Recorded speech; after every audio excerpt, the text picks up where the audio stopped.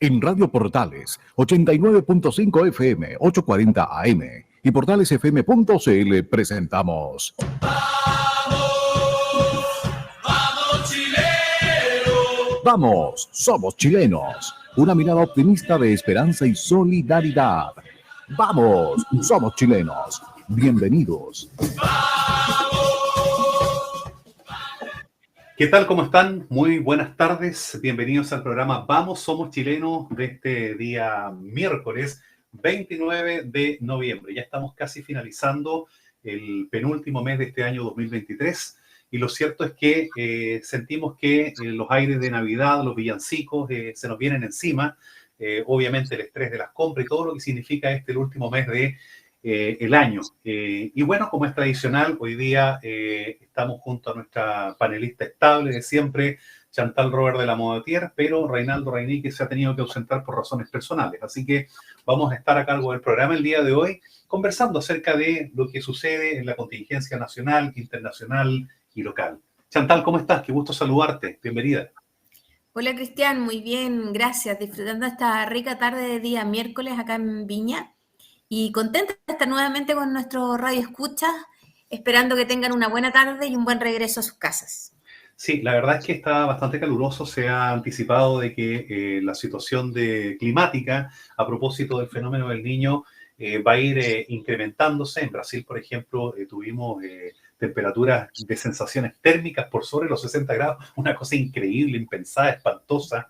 Si Brasil es caluroso, lo que ha pasado en las últimas semanas ha sido realmente dramático en algunos casos. Hay personas que se amanecen en las playas, ahí me imagino que Copacabana, en Río de Janeiro y Ipanema, pero en definitiva estamos hablando de una situación bien dramática. Y en Chile también estamos empezando a sentir un calor bastante importante, así que hay que tener cuidado con el tema de las altas temperaturas. A nivel, digamos, noticioso, hemos tenido bastante actividad estos días. Hemos estado muy pendientes de la formalización de Camila Polizzi. Hay bastante, opinión ahí respecto a lo que está significando este episodio judicial. Entiendo que la formalización va a continuar mañana. El caso Hermosilla sigue dando que hablar a propósito, digamos, de lo que sucedió con estas filtraciones de grabaciones, de conversaciones privadas. Hoy también apareció información respecto al plebiscito y la eventualidad de que el presidente Boric hubiese faltado un poco a su deber de no inmiscuirse en el proceso electoral a propósito de algunas opiniones vertidas. La delincuencia sigue siendo tema a diario. La verdad que de eso ya hemos estado un poco operados de espanto últimamente. En fin, a nivel internacional, probablemente los coletazos de la elección de Javier Milei en Argentina ha sido uno de los temas más relevantes y cómo la izquierda también ha manifestado una posición bastante amenazante a propósito de lo que va a significar la asunción del cargo en los próximos días de parte del mandatario argentino y las amenazas de paros y de algunas manifestaciones que ya comienzan a sentirse por allá por la Avenida de Mayo por parte de algunos piqueteros, también ha sido parte, digamos, de la agenda internacional. Eso, pues, y a nivel regional, obviamente, también hay información variada.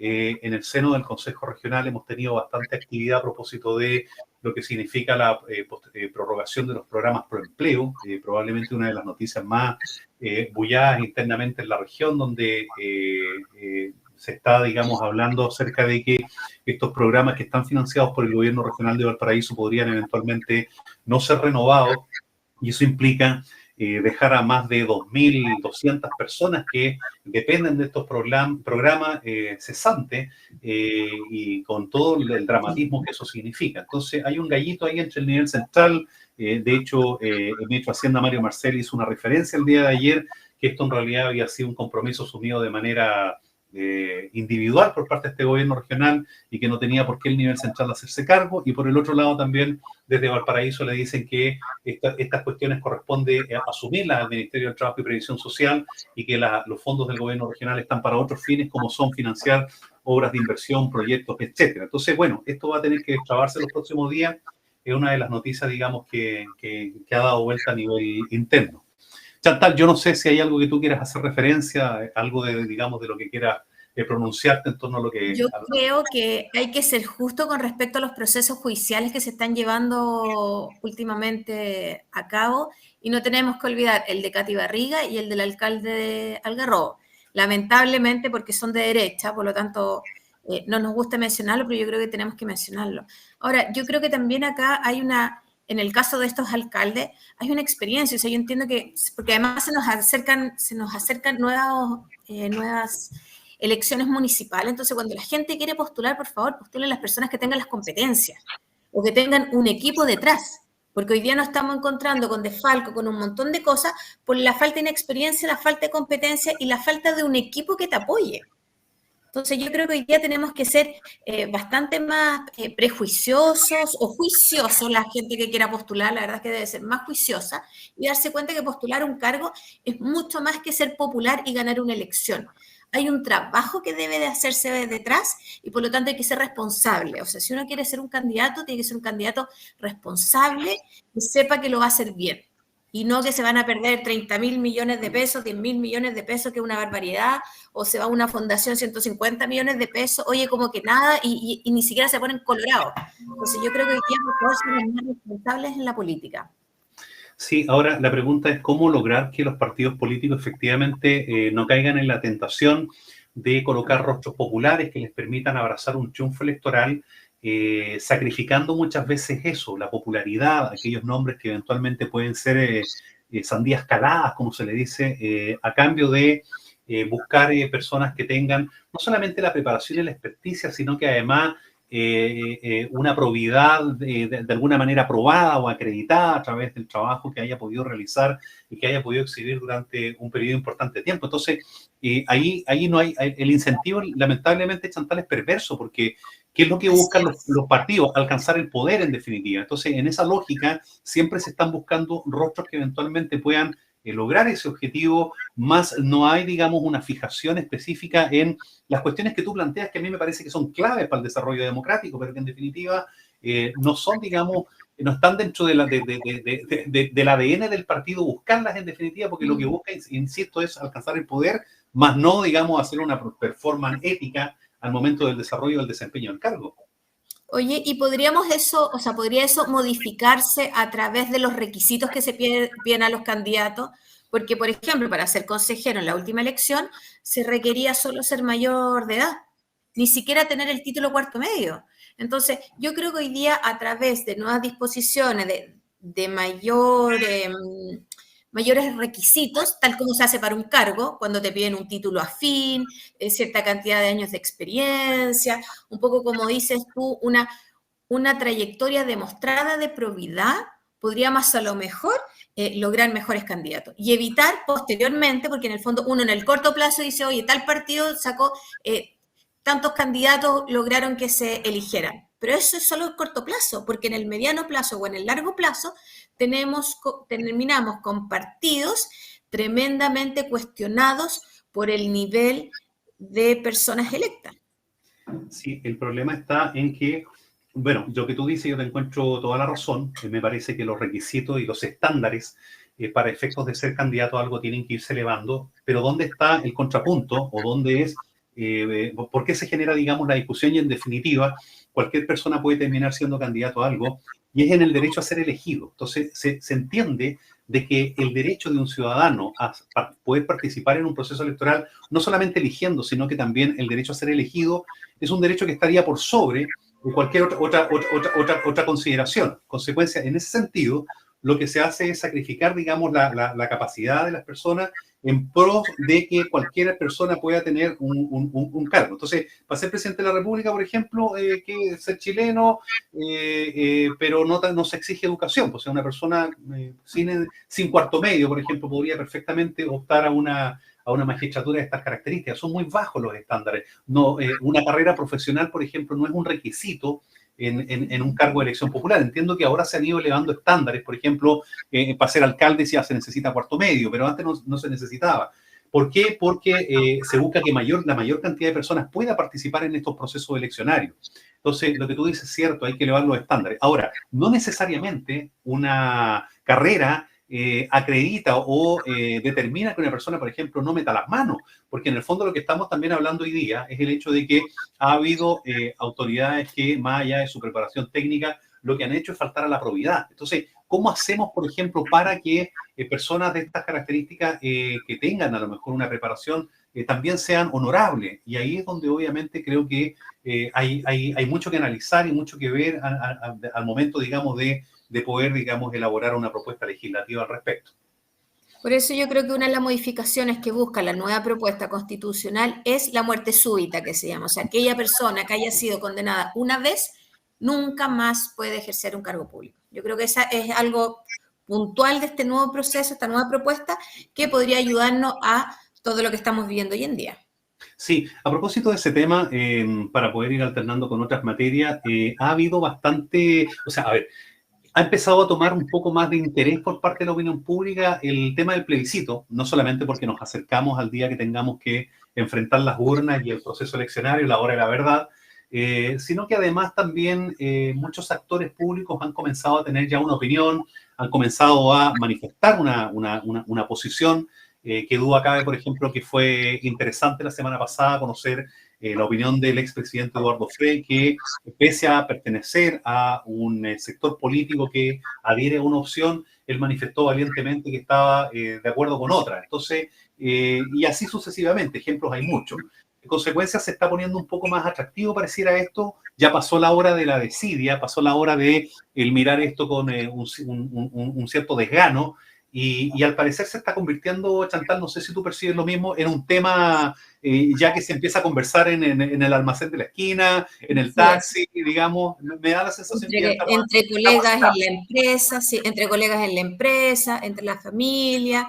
Hoy día efectivamente, y tú lo ves a nivel de encuesta, que el porcentaje de los indecisos ha ido bajando.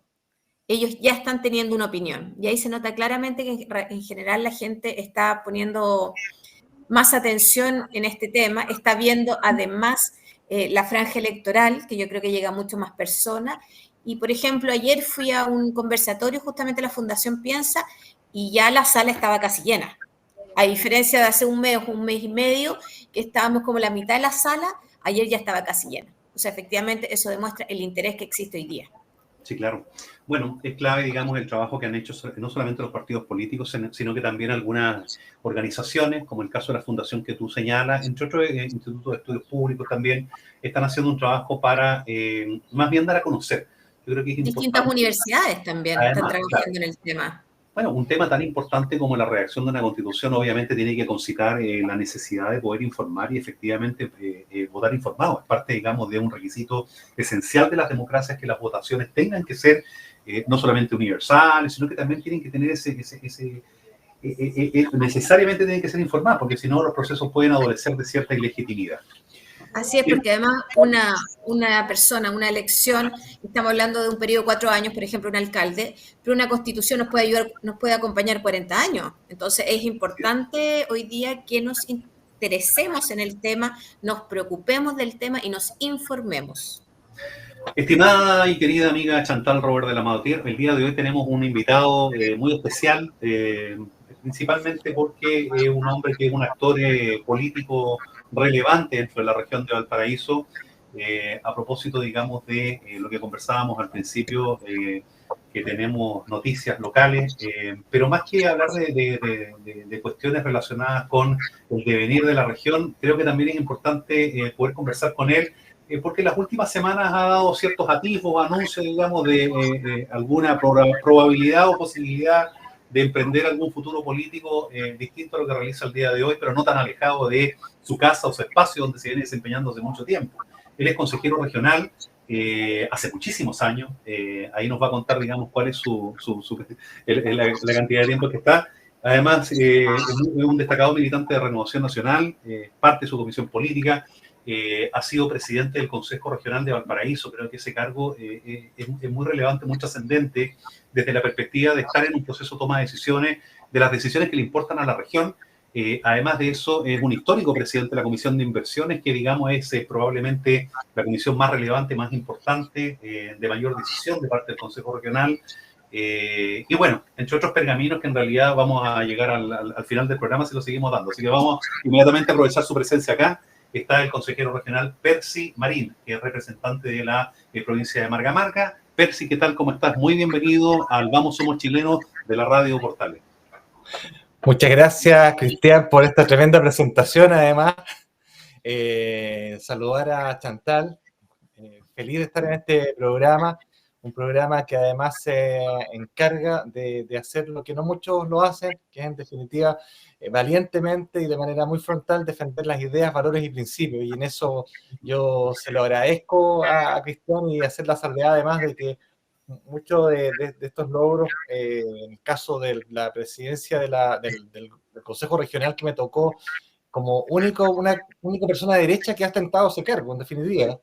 Y lo logré gracias a personas como Cristian Macaya, que fueron entusiastas, jefes de campaña prácticamente, y pudimos con una minoría, porque hay que decirlo, nosotros siempre en el Consejo Regional hemos sido minoría, la derecha ha sido minoría, pero hemos tenido una capacidad de poder poner de acuerdo a los que creen naturalmente en la democracia y buscar algún tipo de solución a las problemáticas, y en este caso, naturalmente, elegirme como presidente del Consejo Regional en aquella oportunidad que no fue exenta de muchas dificultades, pero finalmente lo resolvimos. Y cuando la derecha actúa unida es cuando tenemos los mejores resultados. Así es muy cierto eso. Hay un limachino que te deja saludos muy especiales, se llama Reinaldo Rainí, que tú debes conocerlo. Te dejo un gran abrazo. Hoy día un gran abrazo, un patriota además, una persona que se ha destacado bien en la defensa de las ideas, valores y principios, como hay que hacerlo en estos tiempos. Es que a la izquierda no hay que darle tregua. Durante muchos años nuestro sector le dio tregua a la izquierda. Dejamos que nos instalaran el monumento del peor presidente más nefasto que ha tenido la historia de nuestro país, como Salvador Allende. Y dejamos que nos instalaran, dejaron que nos quitaran la llama de la libertad, que era un símbolo, ¿no es cierto?, de la recuperación de la libertad y de la democracia, a propósito del pronunciamiento militar. Y así hemos ido cediendo en la idea. Dejamos que nos cambiaran los textos de estudio, una serie de situaciones que lamentablemente redundó en lo que finalmente pasó.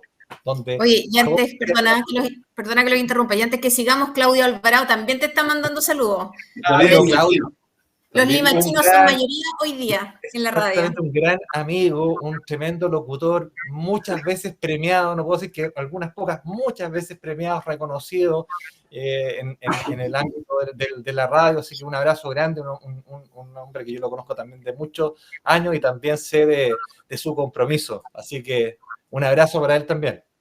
Oye, y un poco lo que tú dices con respecto a la ciudad de Limache, yo creo que es importante, siempre decimos Santiago no es Chile, pero Viña del Mar tampoco es Chile, o Valparaíso no es Chile. Yo creo que hoy día tenemos que considerar más, oye, lo que es Olmué, Limache, Villa Alemana, Quilpué, todos tienen una realidad distinta y es importante que hoy día sepamos cuál es la realidad de estos otros pequeñas ciudades que tenemos y dependemos de ellas. O sea, hoy día a lo mejor hay mucha gente que vive en Limache, que no está viviendo en Viña justamente porque Viña ha dejado de ser lo que era. Entonces es importante que tengan voz, fíjate tú.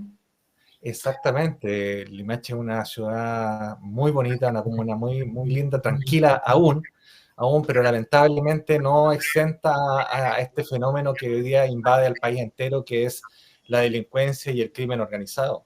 Ya hemos visto lo que ha pasado con Olmué, que Olmué es una de las comunas más ricas y aptas para vivir, y lamentablemente en ese corredor que une a la zona metropolitana, ¿no es cierto?, a Tiltil, las zonas altas, hace propicio prácticamente para que los delincuentes huyan a esos sectores. Entonces hemos tenido eventos muy, muy dramáticos de violencia inusitada que nunca se había visto en estas comunas que son tranquilas. Cristian puede decir lo mismo en la zona de La Ligua, donde lamentablemente también eran zonas que la verdad es que no daban mucho que hablar respecto de la delincuencia, pero hemos visto como en todas partes prácticamente hoy día se está generando situaciones complejas. Mucho tiene que ver también quien administre la ciudad, ¿eh? Mucho tiene que ver, porque en el caso, por ejemplo, de las comunas de Valparaíso, Viña del Mar, Quilpué, Villa Alemana, prácticamente todas donde gobierna el Frente Amplio, la izquierda más radical, es donde empiezan a armarse estos comercios irregulares, estos comercios ilegales, ¿no es cierto? Porque no son ambulantes, es comercio ilegal, y muchas veces hacen que esto también sea el caldo de cultivo para que empiece a partir de aquello la delincuencia, las tomas por otra parte, en fin, situaciones que pudieran perfectamente la primera autoridad controlar y que no se hace porque dentro de su objetivo, prácticamente está generar el caos. Percy, mira, bueno, yo en tu presentación hay algo que no dije, pero intencionalmente no lo dije, y es que, y todo el mundo lo sabe, tú eres el cónyuge de una diputada que es Camila Flores. ¿Y por qué no lo dije? Porque creo que tú brillas con luces propias, es decir, no es necesario decir que es el marido de, y viceversa. Creo que Camila Flores también brilla con luces propias, por lo tanto no requiere en su presentación hacer, digamos, una alusión a su cónyuge. Pero esto es una verdad incontrastable que todo el mundo sabe, y son un matrimonio bastante particular porque se les ve disfrutando de la música, el rock, que les gusta mucho, y la verdad que son un matrimonio muy conocido. Pero ¿qué quiero decir? ¿A dónde quiero ir? Una camiseta de Metallica. Sí, además que andas con una camiseta ahí de Metallica, así que te caracteriza tu gusto por el rock. ¿Qué quiero decir? Que ustedes han representado una posición política en la derecha sin tibiezas. Sí. Y eso obviamente genera beneficio y también genera desventaja, porque por un lado, digamos, el beneficio es que parece que el tiempo le está dando la razón hoy día a quienes manifiestan una posición clara, digamos, de la derecha, de manera valiente, de cara a la gente, diciendo las cosas como las sienten. Al final del día pareciera que son premiados. El ejemplo de Argentina creo que es un claro ejemplo, digamos, de que esa es la forma de hacer política que finalmente se premia. Pero por otro lado, también genera de alguna manera ciertos anticuerpos importantes en sus detractores, y eso obviamente también lleva consigo malos ratos. Entonces, te quiero preguntar, ¿qué han sentido ustedes? ¿Cómo ha sido para ti, digamos, ser parte de un sector político y ejercerlo de la manera valiente que ustedes lo han hecho? Porque en definitiva eso es una cuestión que, insisto, no es un piropo, es una cuestión que todo el mundo dice, comenta y sabe. Sí, claro. Bueno, efectivamente soy con mucho, la verdad, con mucho orgullo, esposo de, creo yo, la diputada más valiente del país, la diputada Camila Flores, y lo digo con mucha admiración, porque en realidad ella, de hecho, cada vez que nos enfrentamos a este tipo de procesos de campañas, nosotros preferimos decir que preferimos perder votos antes de ceder en lo que nosotros creemos. O sea, yo prefiero perder antes de renunciar a lo que yo creo. Y eso a veces se premia, a veces no. Y como dice Cristian, esto trae de dulce y de agraz. Trae de dulce y de agraz. Porque la verdad es que te trae, la verdad, cosas muy, muy gratas que cuando tú vas a alguna parte, y yo voy con Camila y se acercan a pedirle una fotografía, a agradecerle, a decirle de que siga así de firme, defendiendo la patria, en fin. Pero también nos ha tocado situaciones súper, súper complejas a propósito, por ejemplo, del estallido delictual. En esa época, nosotros nos llenamos de lo que eran amenazas de muerte, o sea, amenazas de muerte reales, donde en un minuto estábamos a punto nos iban a trasladar a recintos protegidos porque nos iban a quemar la casa. O sea, era una situación tremendamente compleja donde el teléfono de mi esposa no dejó de sonar porque estos tipos son muy organizados. Metían los teléfonos a una máquina y no dejaba de sonar, no dejaba de sonar. De hecho, Camila tuvo que cambiar el número. Yo me quedé con el número, pero estuve 2 días donde sonaba hasta que se agotaba la pila. Yo no podía llamar a nadie porque sonaba, y con números que entraban de Rusia, China, México, de todas partes. Es como una cuestión, la verdad, que súper, súper insólita, y con llamados en las redes sociales, obviamente, a te vamos a matar donde te veamos. La fiscalía actuando de manera así muy severa, no con la prontitud, naturalmente, que actuaron contra la fiscal Jimena Young cuando creyeron que su vida se sentía amenazada. Pero sí, yo debo decirle que acá en la región la fiscalía fue bastante celera en actuar, y de hecho, al menos pudimos condenar a un tipo de vía alemana que había escrito en un banco una amenaza de muerte contra Camila, y ese tipo, militante del Partido Comunista, Acción Proletaria, que además había sido candidato a concejal porque el POE fue condenado en definitiva y a un orden de alejamiento, y obviamente a pagar una multa que nosotros decidimos que fuera en beneficio de los bomberos. Pero dimos con esas personas, ¿ya? Pero fue muy, muy duro, porque además te amenazan a tu familia. Es algo realmente complejo. En una oportunidad, no sé si te acuerdas, Cristian, fuimos a una tienda, y en esa tienda no nos quisieron atender. Así es. Y la gente que atendía ahí, todos como digo, dijeron, no, ni a los pacos, ni a la gente derecha. A los A ese pacos en el nivel. momio. Ajá. Entonces, claro, te digo, de verdad, entonces es una cuestión que realmente lo que se vivió en ese entonces fue realmente complejo y muy, muy duro. Extraño, Chantal, ¿qué pasó en esos días, la verdad? Porque uno se pregunta, pareciese que hubo un odio, una efervescencia especial que se hizo de pronto patente en las personas y comenzamos a casi actuar como zombies, nos odiábamos. Yo no sé si esto ha cambiado mucho, la violencia sigue instalada, pero fueron días bastante difíciles. La violencia de la extrema izquierda siempre ha estado igual, o sea, un poco lo que tú te das cuenta hoy día, por ejemplo, con Milei, le van a hacer un montón de protestas, un montón de cosas, oye, pero si lo eligieron. Entonces, cuando nosotros nos pasó, por ejemplo, con Boric salió elegido, la verdad es que fue muy, muy parejo las votaciones, no fue... Y nosotros hicimos alguna manifestación porque salió Boric, no salió nada, porque acatamos las votaciones, porque vivimos en una república, pero ¿por qué por el ¿Y otro creemos lado? la democracia? Porque creemos justamente en la democracia. Yo ya lo viví hace mucho tiempo con el tema de mi papá, las amenazas de muerte telefónica. Nosotros éramos lolas viviendo con la reja con llave, teniendo conversaciones. Yo tengo entendido que Percy tiene niños pequeños, pero nosotros que ya éramos lolas, salíamos, era la conversación de hoy, si ustedes la siguen, si a mí me secuestran, no hagan esto, no hagan lo otro. O sea, son conversaciones súper fuertes que tú dices, ¿por qué? ¿Qué es lo que he hecho de malo?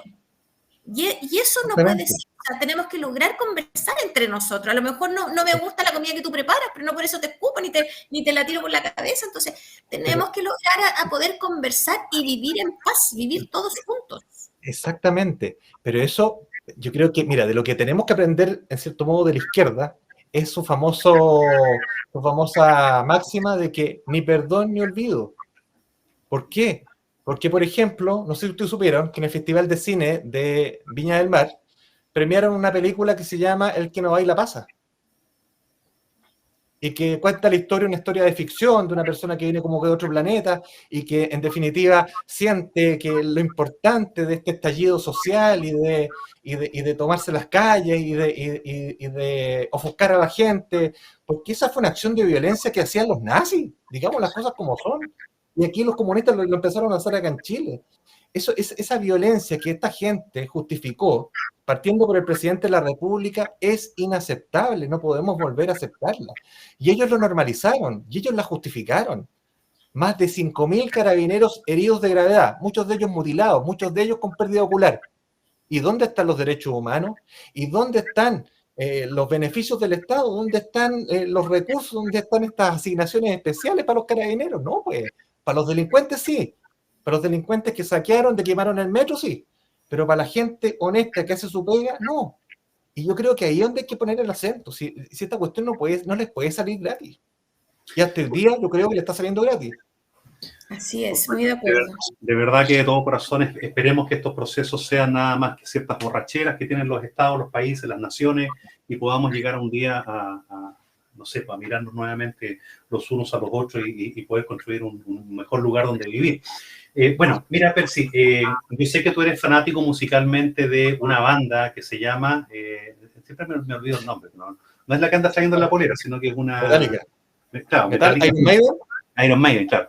Pero lamentablemente la línea musical editorial de esta radio no va por la línea Iron Maiden. Entonces yo no es para nuestro mercado objetivo, disculpa. Y no es para nuestro target. Entonces lo que tú haces muy bien. es adaptarte al gusto musical de nuestro grupo objetivo y pedir alguna canción que pudiésemos, porque esto es una costumbre que nuestro invitado siempre puede elegir la canción que vamos al corte musical, ¿cierto? Y después de eso regresaremos para conversar más acerca ya ahora más un poco acerca del trabajo que tú realizas. No sé si quieres pedir alguna canción. Pero por supuesto, mira, y además teniendo en cuenta el carácter de este programa y el target, como dice Cristian, a mí me encantan, me gusta mucho el rock, me gustan las marchas militares también, pero también me gustan mucho, soy fanático de los 4/4. Y soy fanático de una obra, para mí, una obra maestra que es Adiós al séptimo de línea.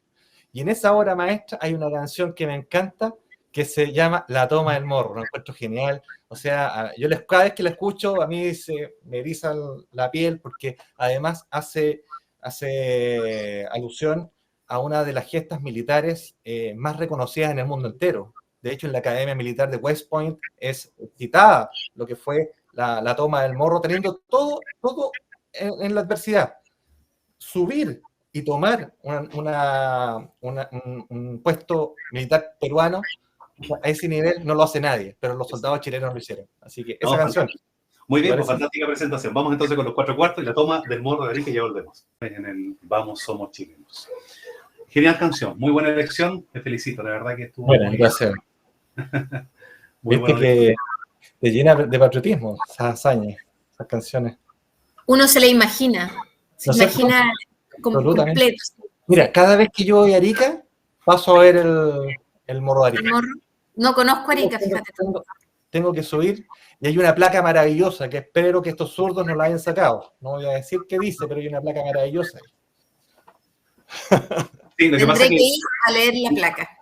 Sí, lo que pasa es que el Morro de Arica es un peñón gigantesco, muy grande, y que la parte donde supuestamente los soldados chilenos subieron es una cosa inexpugnable. Tú la ves y dices que esto es imposible. O sea, no hay ninguna posibilidad de que, humanamente hablando, se pueda subir esto, pero sin embargo lo hicieron. Entonces es una hazaña, efectivamente, como muy bien la describe Percy, casi inhumana. Pero bueno. Exactamente. Y ejemplo en el mundo. Sí, un ejemplo en el mundo.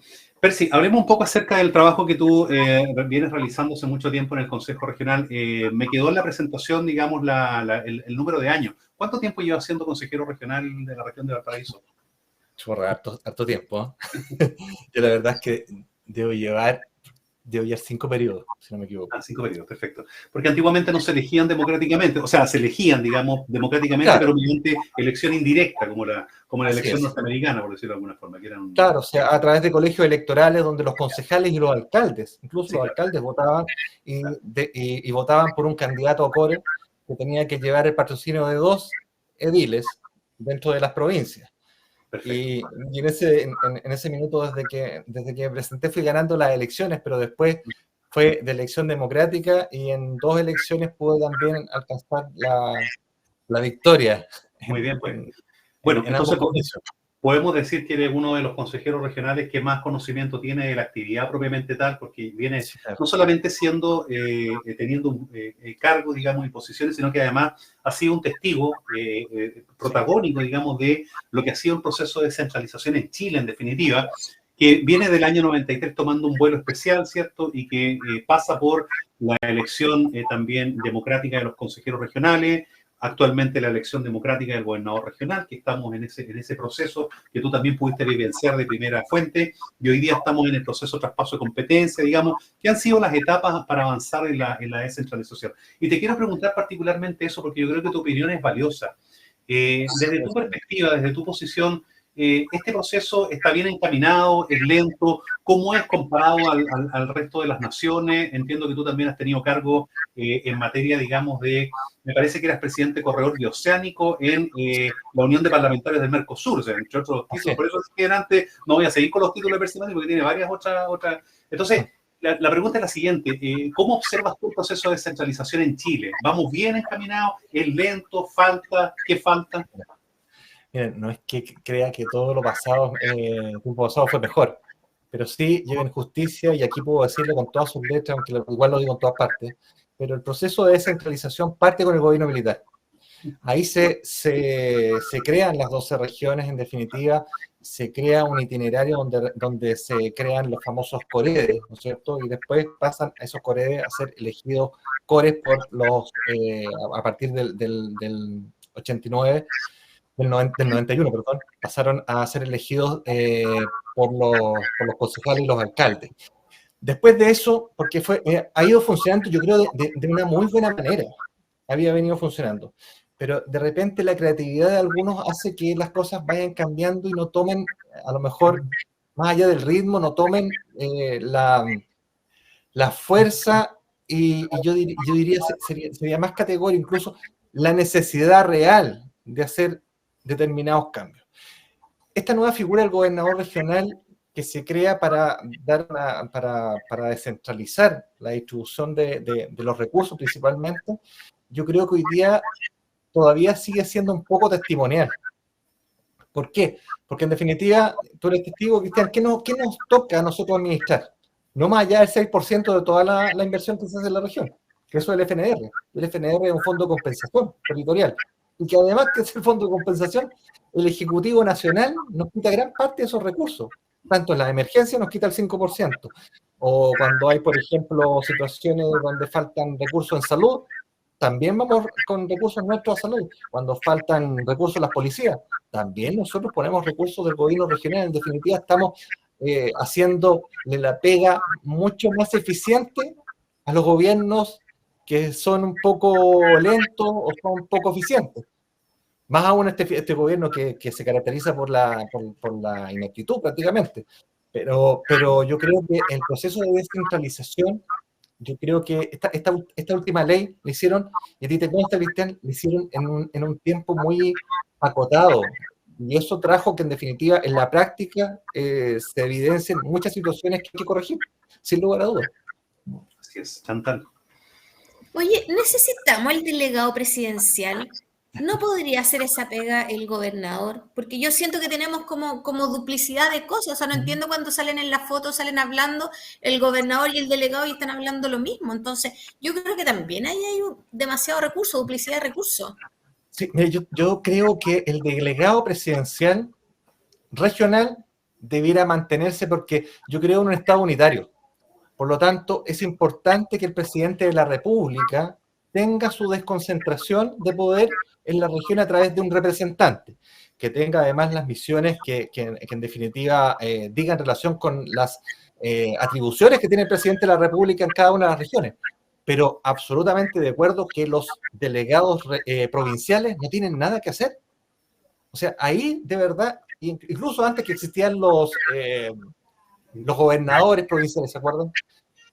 También las mismas funciones que tenían los gobernadores provinciales la tenía el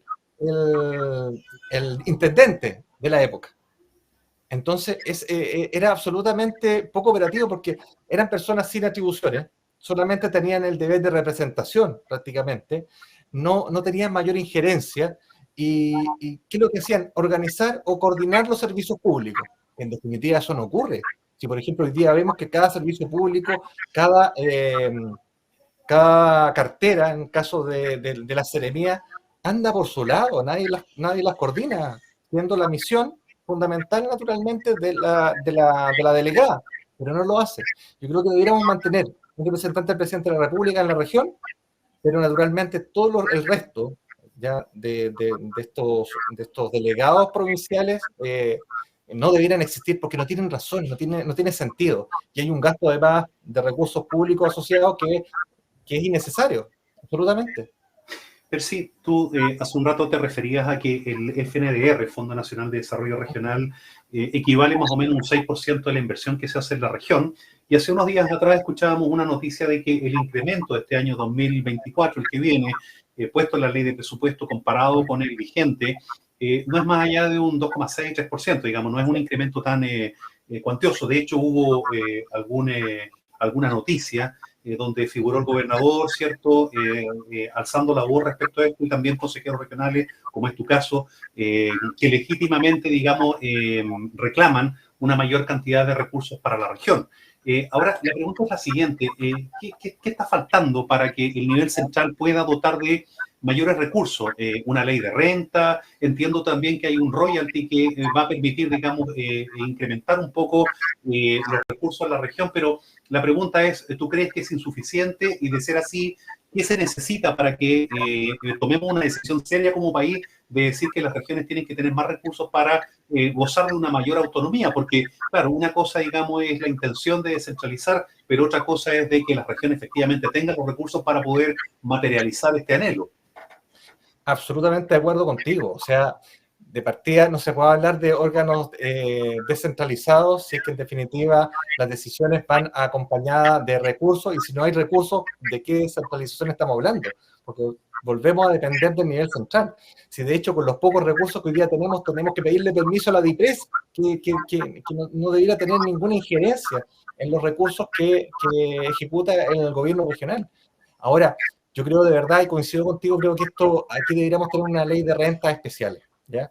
Porque el royalty minero, la verdad es que va a ser bastante menos plata de lo que nosotros en un minuto esperábamos. Hablaba de 30.000 millones adicionales, y la verdad es que al parecer no vamos a llegar a 14.000 millones, porque la verdad es que no es tanto como lo que nosotros hubiéramos esperado. Más aún, teniendo, como dije anteriormente, todas las cargas que nos impone en definitiva el nivel central, puesto que no cumple con su deber en definitiva. Sí. Ya conversábamos hace unos días contigo, Cristian, la situación que viven los centros hospitalarios en nuestro país, que es dramática. Es francamente dramática. Me gustaría que las autoridades se dieran mayores vueltas, digamos, ir a visitar los centros hospitalarios para ver cómo es la situación, donde hay personas que, sobre todo en el tema del cáncer, en el Carlos Van Buren, por ejemplo, donde se atiende gente enferma de cáncer de la cuarta, de la sexta región, de la quinta región, incluso de la región de Magallanes, y donde la gente que se atiende está en los pasillos, le están haciendo los quimios, o que algunas personas que tienen todos los síntomas y tienen una hora para hacerse el examen, las biopsias, y no tienen hora, y cuando los llaman para darle la hora, esa persona ya lamentablemente falleció. Entonces, esas situaciones que en un minuto se dan y decía, oye, ¿esto será cierto? Esto es más frecuente de lo que todos nosotros creemos, mucho más frecuente, es una realidad. Y ante eso, ¿qué hace el gobierno? Nada, absolutamente nada.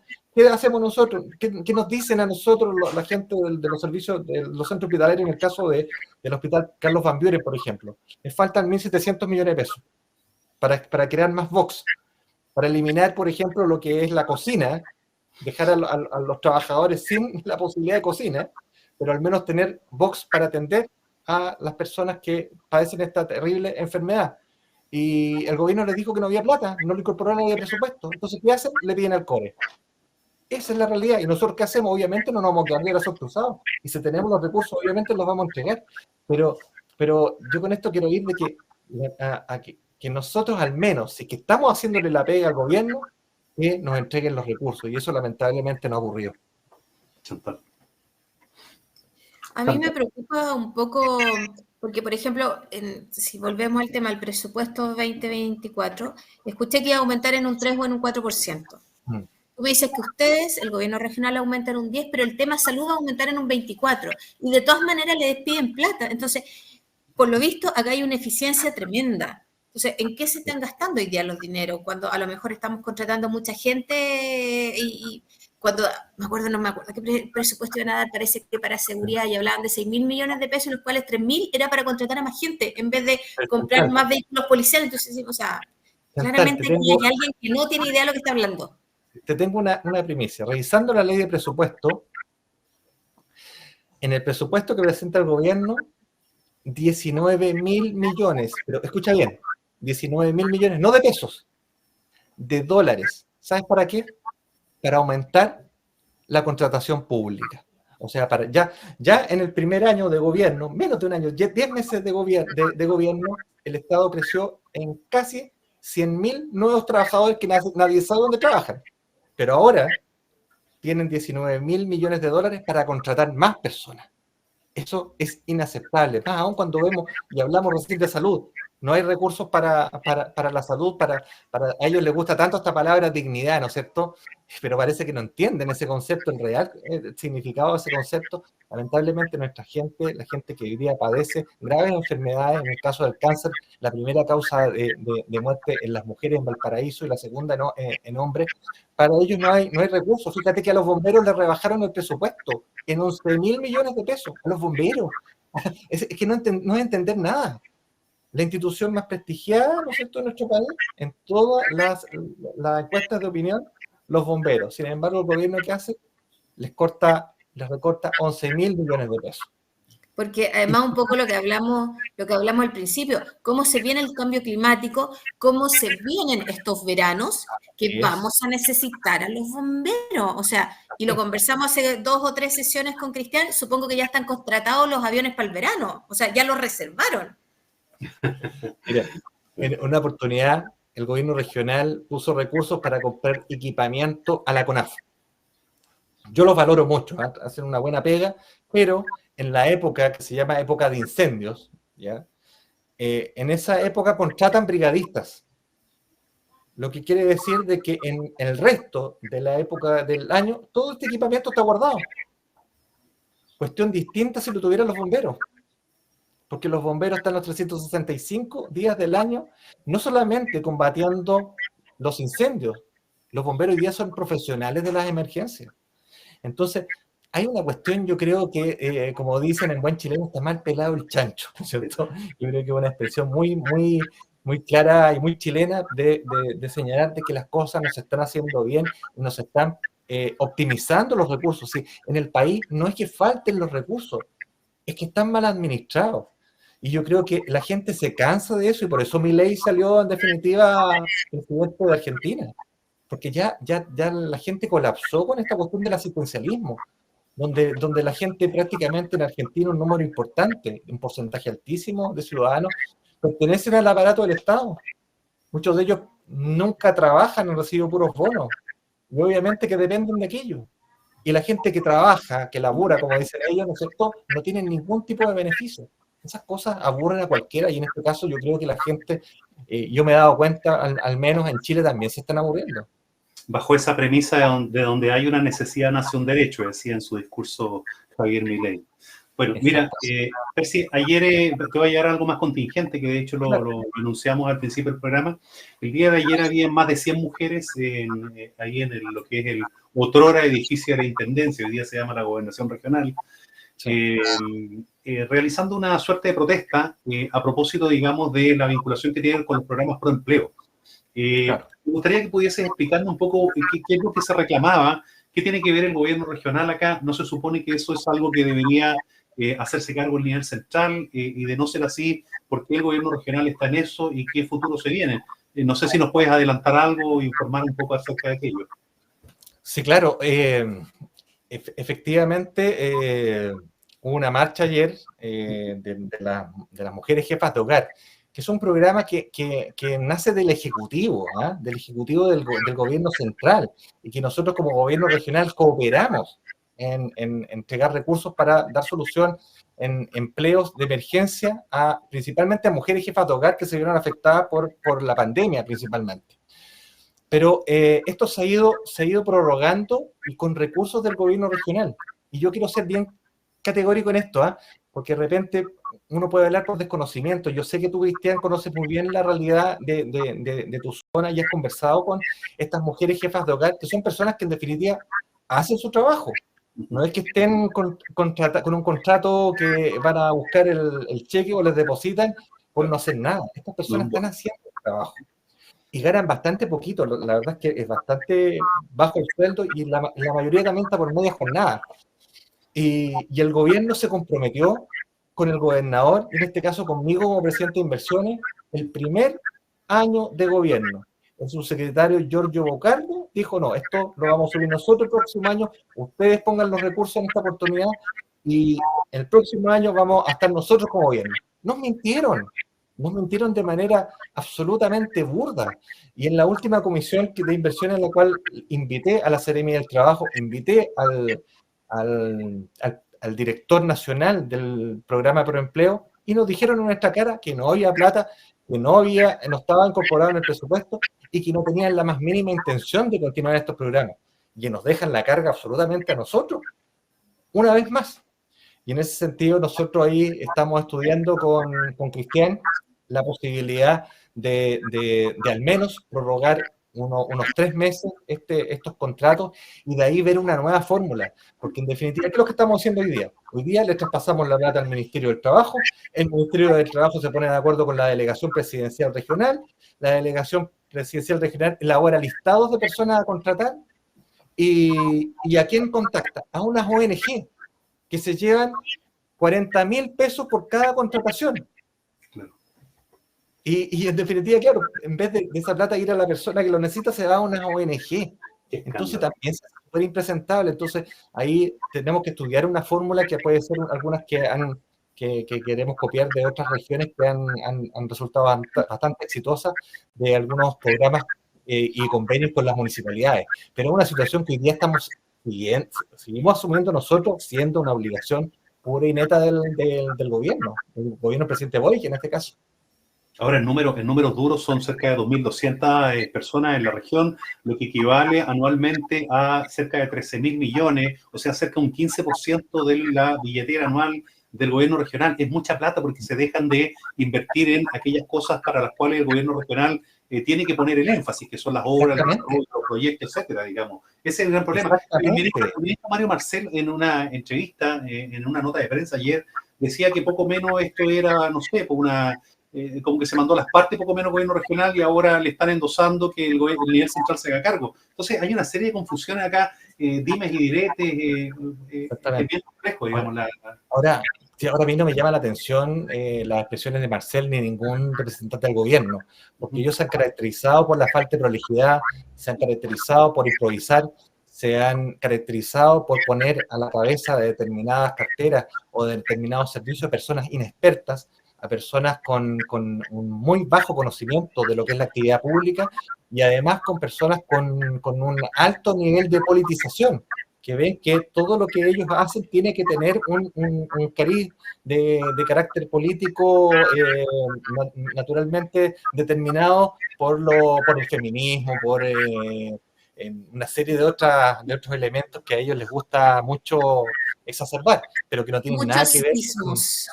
Exactamente, muchos ismos, ¿no? Que no tienen nada que ver con lo que es el bien común. Si el bien común, eso es lo que no entienden, o sea, es para todos. Y cuando nosotros salimos de autoridades, nadie puede dudar de que yo defiendo con fuerza mis ideas, valores y principios. Y soy muy vehemente en aquello. Pero cuando uno es autoridad, uno tiene que trabajar para todos, para el bien común. Eso es lo que ellos no entienden, no logran comprender. Y no creo que lo entiendan. Debieran de exigirse para toda la gente que trabaja en entidades públicas, exigir algún tipo de curso sobre administración pública o algo en particular, porque nos encontramos con mucha gente, tal como tú decías, que no tiene las competencias, que no tiene idea de qué estamos hablando, que no tiene idea qué es lo que tiene que hacer. O sea, si tú estás en una gobernación regional, ¿cuáles son tus deberes? Si estás en la municipalidad, ¿cuáles son tus deberes? Debiera de haber algo, o sea, pedir un mínimo, si a ti te contratan, si tú sales electo, tener un mínimo para hacer bien tu trabajo, para lograr pertenecer a este engranaje y efectivamente hacerlo eficiente y eficaz, y no que se pierdan tantos recursos. Sí, mire, yo creo que, claro, podría ser una muy buena idea poder a lo mejor generar una academia. En Italia se intentó crear una academia especial para quienes quisieran postular a cargos de representación popular. Es como cuando un abogado quiere ser juez, tiene que ir a la academia judicial, ¿no es cierto? Sí. En este caso, el político que quiera ser autoridad tiene que pasar por el conocimiento y la avisación definitiva de una academia especial. Podría ser, pero para algunos dicen no, que esto es atentatorio contra la democracia, porque en definitiva, si yo quiero elegir a un ignorante, no pueden, ¿no es cierto?, coartarme ese derecho que yo tengo, porque la democracia tiene que actuar de manera pura. Es lo que hablábamos al principio del programa, sí, efectivamente lo mismo. Pero mira, ya se nos va el tiempo. Yo quería preguntarle a Chantal si ella le va a hacer la gran pregunta de la noche o se la hago yo. Pero uno de los dos se la tiene que hacer. Hazla tú nomás. ¿La hago yo? Comprométete tú, sí. Tú lo conoces mejor, puedes llegar al ámbito personal. Ya, pero muy breve, si ya se nos va el programa. Lo que pasa es que hace unos días vimos algunas notas de prensa, Percy, donde aparecía un grupo de alcaldes dándote una suerte de respaldo mediante una carta. Esto fue público. Por lo tanto, no es ningún secreto que te haga la pregunta. ¿Existe la probabilidad que tú seas candidato a gobernador regional en las próximas elecciones? ¡Chachán! La verdad es que eso también a mí me pilló muy de sorpresa, porque, mira, en la confianza yo te contaba, me invitaron a almorzar. Muy bien. Yo soy alcalde. Me invitaron a almorzar y yo pensaba que íbamos a discutir temas propios del FNDR, de la pega del core. Y me pasan una carta donde me dicen que quieren que me solicitan que los represente como candidato a gobernador regional para dar un giro, todo esto. Entonces, la verdad es que fue bastante sorpresivo. ¿Qué respondió el ungido? ¿Está disponible o no está disponible? No, la verdad es que yo primero agradecí como corresponde. Muy, muy agradecido. La verdad es que me sentí además honrado. ¿Qué quieres que te diga? De verdad me sentí muy, muy honrado porque todos los alcaldes de la centro derecha, más uno que salió elegido por la izquierda, reconozcan el trabajo y te hagan una petición en el sentido, obviamente, que a uno lo llena de orgullo y uno se siente honrado.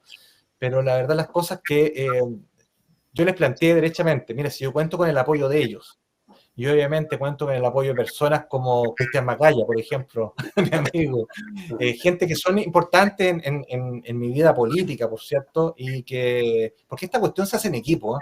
El que se crea tenerlo solitario y dice, no, yo voy a hacerla y solo, eso no existe, eso no ocurre. Uno tiene que trabajar siempre en equipo. Así es. Y la verdad las cosas que, mira, me siento preparado, voy a tomar, asumir este desafío. Ahí voy a dejar que esto naturalmente vaya corriendo, yo voy a seguir trabajando como lo he hecho hasta la fecha, de manera muy transversal por lo demás, pero siempre, pero nunca renunciando a mis ideas, y ahí veremos cómo se dan las cosas. Mira, yo en esto siempre, yo creo que siempre hay que poner el país por delante de todo, ¿ya? Y uno tiene que ver cuál es el momento de uno, cuáles son las circunstancias que uno les toca afrontar, y en ese caso yo, como me dijo una persona que yo admiro mucho, ¿eh? Y Cristian sabe, yo cuando entré en la política entré con una persona que se llama Sergio Romero, que fue senador de la República, presidente además del Senado, fue subsecretario de Agricultura en el gobierno del presidente Pinochet, una persona a la cual admiro mucho y sigo conversando mucho, y la verdad es que él me dijo en una oportunidad de que uno tenía que estar a la altura de las circunstancias.